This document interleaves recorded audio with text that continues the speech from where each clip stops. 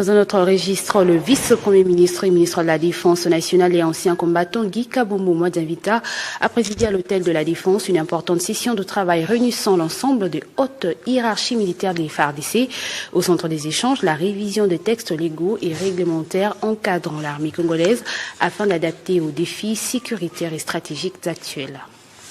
Le vice-premier ministre et ministre de la Défense nationale et ancien combattant, Maître Guy Kabombo Modianvita, a présidé mercredi 1er juillet 2026 à l'hôtel de la Défense. C'est une importante réunion de travail qui a réuni la haute hiérarchie militaire des forces armées de la République démocratique du Congo au centre d'échange, la vision des textes légaux et réglementaires encadrant l'armée congolaise afin de les adapter aux défis sécuritaires et stratégiques actuels. Cette session de travail a réuni autour du vice-premier ministre et ministre de la Défense nationale, Maître Guy Kabombo Modianvita, le ministre délégué à la Défense, Eliezer Ntamboué, le chef d'état-major général des FARDC, Jules Mouilamboué, et plusieurs autres hauts cadres et experts du secteur de la défense. Dans son allocution d'ouverture, le chef de l'outil de la Défense nationale a signalé que cette initiative va marquer une étape charnière de la refondation de l'appareil de défense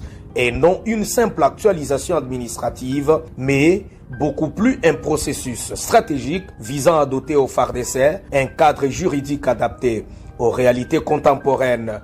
Cette réforme qui s'inscrit dans la vision du président de la République, commandant suprême des FARDC, Félix-Antoine Tshisekedi Tshilombo, qui place la professionnalisation, modernisation ainsi que la montée en puissance de l'armée au centre de son action pour renforcer la souveraineté nationale et consolider la paix sur l'ensemble du territoire national. La réforme de notre outil de défense constitue une priorité stratégique du gouvernement de la République démocratique du Congo. Elle s'inscrit dans la vision de son Excellence, M. Félix-Antoine Tshisekedi Tshilombo, président de la République, chef de l'État et commandant suprême de nos forces. 3 axes majeurs guideront ces travaux.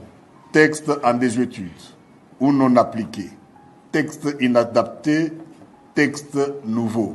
Vous avez donc la responsabilité de traduire ces orientations en texte juridique. À la fin, le VPM Guy Kabombo Modianvita a confié au premier président de la haute cour militaire la coordination de la commission chargée de conduire cette vaste réforme dont la commission disposera d'un délai de 3 mois pour examiner l'ensemble des textes en vigueur et proposer un nouveau corpus juridique innové. Merci à tous de nous avoir suivis. Aimez et abonnez-vous massivement à notre chaîne YouTube Tribeca Media. Au revoir et à la prochaine.